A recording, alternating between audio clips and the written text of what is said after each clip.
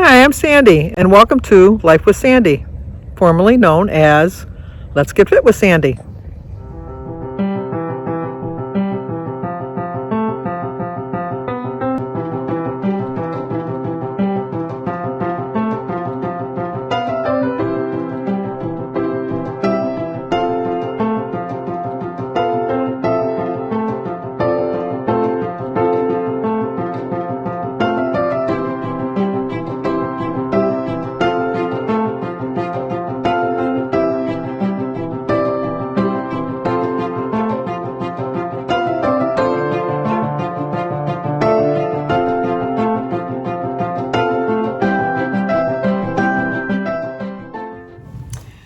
Today is Thursday, February 24th, although I kept thinking it was Friday because I lent Josh some money the other day, and I was thinking, why isn't he coming over to pay me back? Because he's always really good about paying me back. And so I texted him and I said, did you forget you owed me money? And he said, no, but did you forget I don't get paid until Fridays? And I thought, no, did you know that I thought today was Friday? Today is Thursday.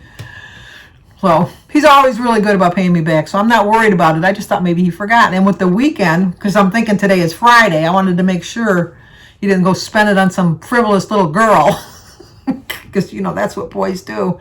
But anyway, we don't have any birthdays or anniversaries today. David's supposed to come over later on today because we have a video conference call with his unemployment. David's been laid off pretty much since November 13th, and he didn't file his first claim till 3 weeks later. I don't know what he was thinking of. And so he filed everything he was supposed to file, and every week when he files after that, he always gets told that he's certified, but no money's coming his way. So we set up an appointment for them to call him today, and so he's going to come over, and we're gonna talk about that.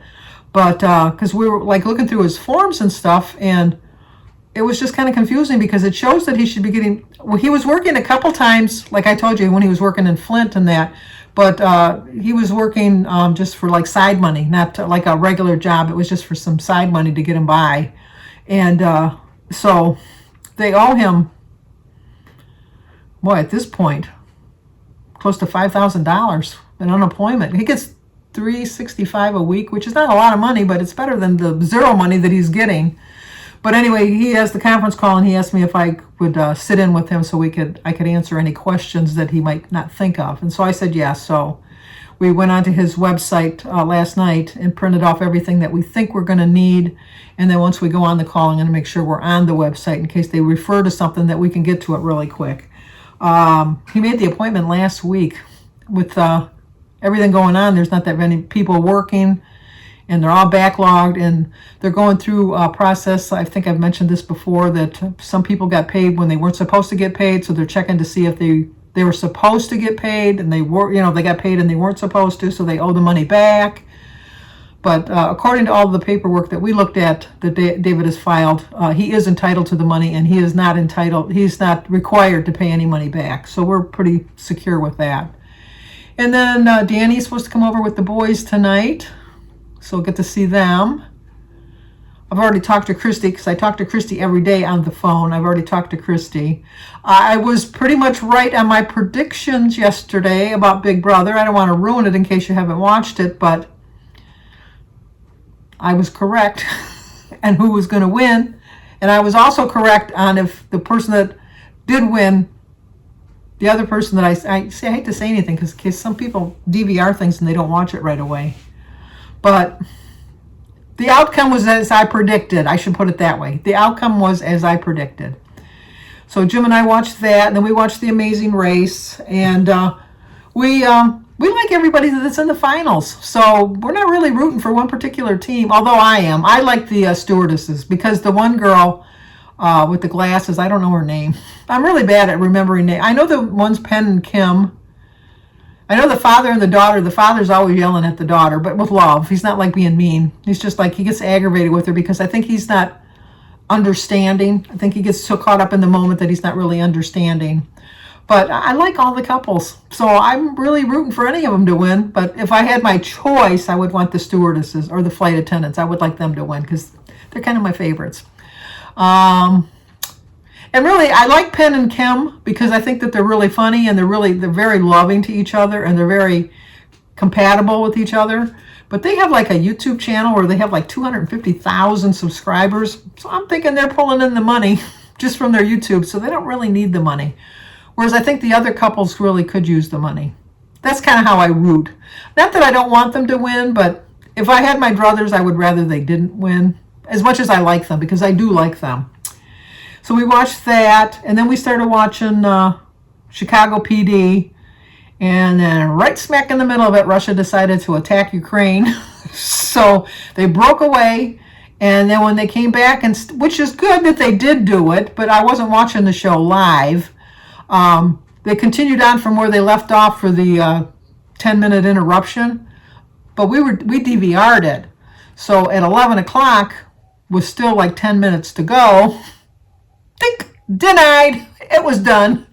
So Jim and I watched the ending today on Hulu. So then I went and I canceled all my other shows that I watched at 10 o'clock, and I'm just going to watch them on Hulu. My family, we share all of the different things, so I have just about everything. I have Paramount and Peacock and Netflix and Amazon and YouTube, Apple. I have them all. We have them all. I shouldn't say I have them all. We have them all. So we take turns. Oh, we not take turns, but we pick which subscriptions we're going to pay for. So when they finally do stop doing that, because eventually they are going to get, they're wise to it right now. But trust me, they're making enough money that they don't have to worry about, everybody's sharing the passwords. But for now, I get all those channels. But I keep the regular AT&T channels just because I like the basic stuff. And to get the HBO Max on the thing, you got to have HBO on your regular service. I'm not telling you guys anything you don't know. So, and an update on the dead body that was found by my house. The guy was arrested, and the person that came with him was his father, but the police let the father go because the father wasn't aware of the situation. What happened was that, because he had a preliminary hearing, what they're basing it on, the reporting is that him and his girlfriend, or live-in girlfriend, had a fight, and he beat her up. And then when he drove off and he dumped the body, and then he ran over her because he wanted it to look like it was a hit-and-run accident. He must not watch Criminal Minds because they cannot know that every single person in my neighborhood has a doorbell cam or some kind of security camera, that they're videotaping everything that's going on, which is true of the whole world. Everything's being videotaped to the whole world. But anyway, so he did that, and then he left, and then a half hour later came back with his dad, supposedly because he was looking for his wife, or his girlfriend rather, because she was supposed to be in that area visiting a girlfriend, and he just happened to come across her laying on the side of the road, not realizing that she was still alive. A half an hour later, after she got ran over, she was still alive. So they called the police. The father called the police, and they were reporting it, and at that point then realized that it was, like a Criminal Minds episode. And they arrested them both, but then they released the father because he didn't have a clue. Isn't that an awful, son, involving your father like that? Just like he wanted his dad to be the witness that he found his girlfriend on the side of the road. Kim's worried about a car being stolen out of her driveway 3 doors down. It's like, hello, Kim, please. I've told that story before about my house where we used to live in Detroit, that you could pull right up to almost to the front door. You got out of the car, you took 2 steps, walked up 2 steps to the porch, and you were in the house. And in the morning, I was getting the paper out of the door, and I saw somebody driving away with my car, and I waved. And they drove off with my car. They stole my car. It was a brand new car. It was a brand new car. We only had it like 3 months. And then they found the car completely stripped. And so then the insurance said they were going to fix it. So then they fixed it. And then the bump shop called me to tell me that it was ready. So I called my mother. My mother came and picked me up right away. We were there within 20 minutes tops to the bump shop. Signed all the papers, and they told me where my car was on the infamous 8 Mile Road. And I went out to 8 Mile Road, and there was no car. So I went back in. I go, my car's not there. Oh, we just put it out there. It's there. And I go, oh, it's not there. And then, like, I got that, you're a woman. You don't know much. Let me walk you out and show you what your car looks like. And that's how they treated me. And so we walked out. And so we got out there and I went, here I am. Show me where my car is. They couldn't show me where my car was because my car wasn't there. It was stolen. They found it again. Completely stripped. And it turned out it was an inside job. It was somebody that worked at the bump shop had tipped off someone because what they did was they kept the keys in the visor above the steering wheel, the driver's side. And whoever got popped into the car, got the keys, started the car, drove off. That person got fired and then they got arrested too. But so then they didn't want to fix it again because it had cost so much. And at the time, since I'd only had it 3 months, and as soon as you drive it off the lot, you've lost the whole value of the car. They wouldn't give me the full value of what I owed. And so we went back and forth probably for 3 weeks because Jim we had another car that we had bought from the nuns that Jim was using to drive to work, back and forth to work. It was an older car, a junker car as we would call it. And so he had a car, so it was like no big deal. And I don't drive. It was just our family vehicle when we went somewhere. That was, we just drove the junker car whenever we had to go anywhere. But I went back and forth with the insurance company for 3 weeks. We went back and forth with different bids, and I kept sticking to my original amount, and they kept coming a little bit closer, but not close enough. And so finally, when the guy said, lady, this is as much as we're going to get. You're not going to get any more, so you might as well give it up. I am so determined on things. And so I said, okay, fine, I'll take that amount of money. How are you going to do that? He says, well, where's your loan from? And I told him where the loan was from. He says, okay, we're going to pay that. And then you're going to mail us the title. And I go, will you be at the same address in 4 years? Or 3 years? Because it was a 3-year loan. Will you be at the same address in 3 years? And he says, what are you talking about? I says, well, you're just going to pay all my extra payments. You're going to pay the next 32 or 33 payments for me. I'm just going to sit on this loan until then, and then I'll pay it. He says, well, that does us no good. We need the title. And I go, well, your piddly payoff amount does me no good because I can't get another car till I pay this car off. There's no way. He says, well, that's just not going to work. And I go, well, that's my offer. Take it or leave it. I'm going to get back to you. And I go, okay. I said, I've waited 3 weeks. I can wait another 3. It's not a problem. And he called me back later that day, and he says, fine, this is where you got to send the thing, and this is where we're going to pay off the car. And I go, once I see that the car is paid off, I will sign the title over to you. And so that's what we did. And so, once again, persistence and dedication to what I want to do. Because I thought very highly of myself. I really took care of myself and my financial, look at this. This person knows how to finagle a dollar. Whether it's to pay a bill or to pay this bill or to forget about paying this bill or pay that bill. That was the history of Sandy. I know Gina Pearson's probably rolling right now. She's just rolling hearing that. But I always paid my debts. It may have taken me a little while, but I've never filed for bankruptcy and I've never carried over a debt that I didn't pay. I paid every single dime back of every single person I've ever owed money to. So they can't come back and say I owed them money, that I cheated them out of anything. If anything, I overpaid because I paid so much damn interest and late fees and things and all that good stuff. But I need to apply that dedication and persistence to myself, to my diet. And I do have a plan. Bring it all around to bring it right back to where I want to go. I realize that as what I am with my money, I'm not perfect. I'm just not perfect. Even nowadays, I'm just not perfect with my money. But I'm not lacking for wanting. So I like to say that right up from the get-go. But I'm enjoying my life, is all I can say. And when I die, I have it set up that I am not leaving any debt. So I don't have to have any kind of worry. I know you can't take it with you is my mantra. You can't take it with you, so I might as well spend it now. And that's what I'm doing. But get back to what my plan is. Next Wednesday is Ash Wednesday, and I don't know. I was writing back and forth with Edie over at Edie's Adventures, and she says she does really well during Lent too. I can't tell you why. I don't know. Maybe it's the Catholic guilt or something. I don't know. But when I make a dedicated promise to God, And why can't I do this all year? I don't know. I wish I could explain it. I just can't explain it. I don't know. Like the Who song, I can't explain. I just can't. See, now if I was the average Jay, I would have put a little clip in there. He's really good about that. But anyway,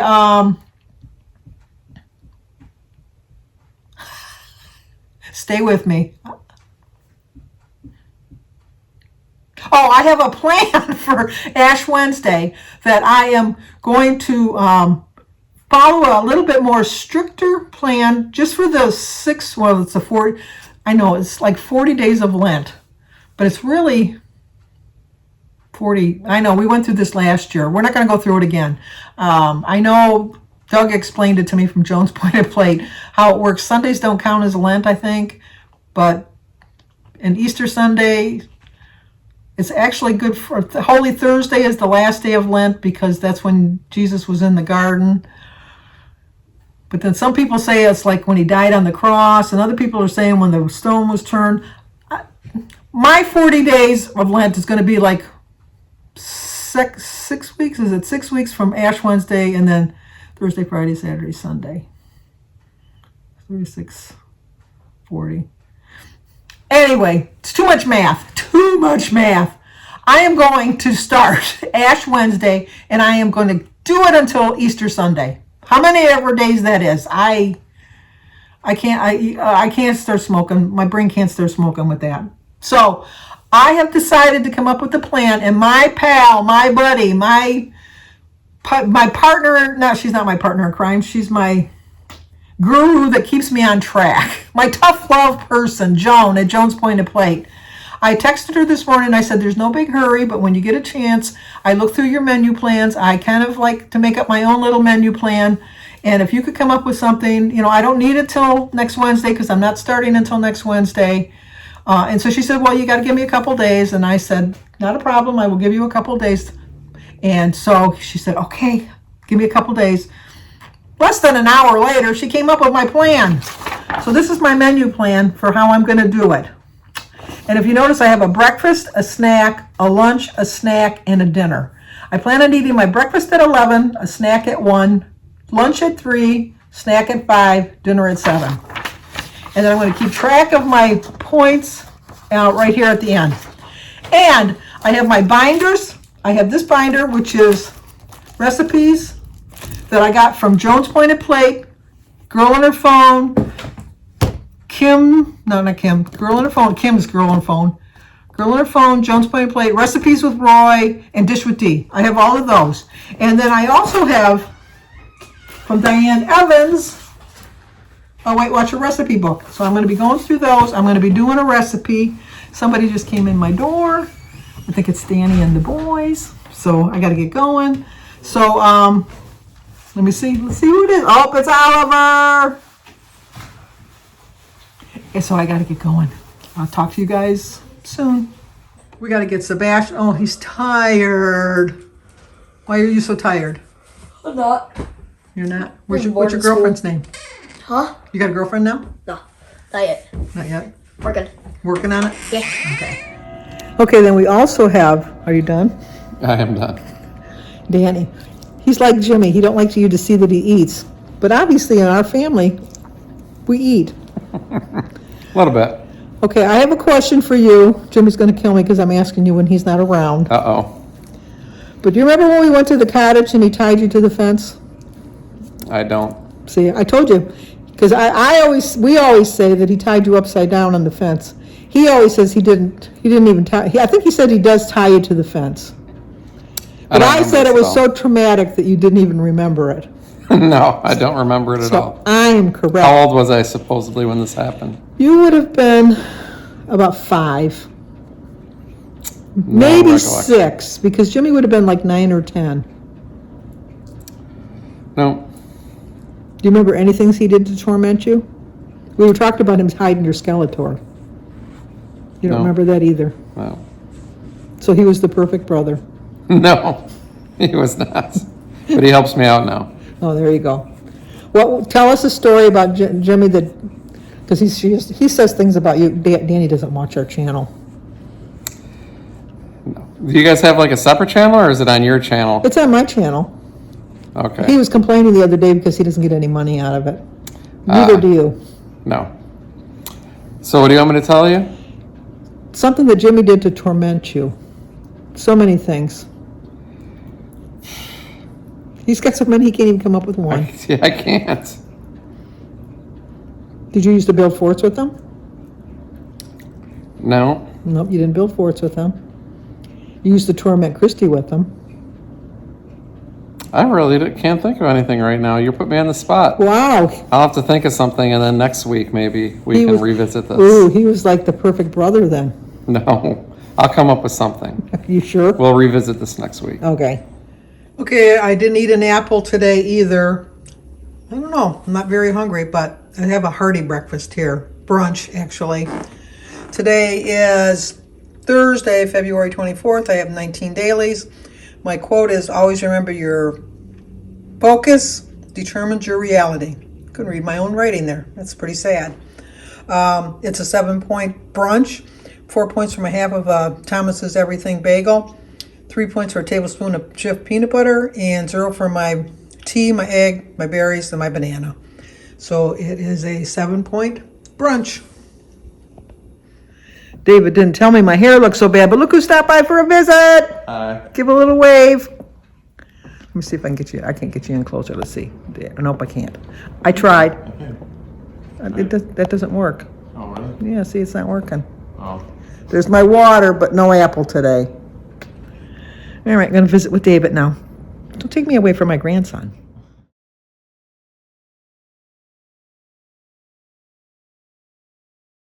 Okay, for dinner, I am going to have some turkey chili and some crackers and a sugar-free Jell-O with some iced tea. These are the crackers I'm using, the Ritz Toasted Crisp Chips multigrain. It is 12-point dinner, 5 points for my 30 grams of crackers, 5 points for my turkey chili, and 2 points for my sugar-free pudding. It's a 12-point dinner. Let's go eat. Okay, that's it for tonight.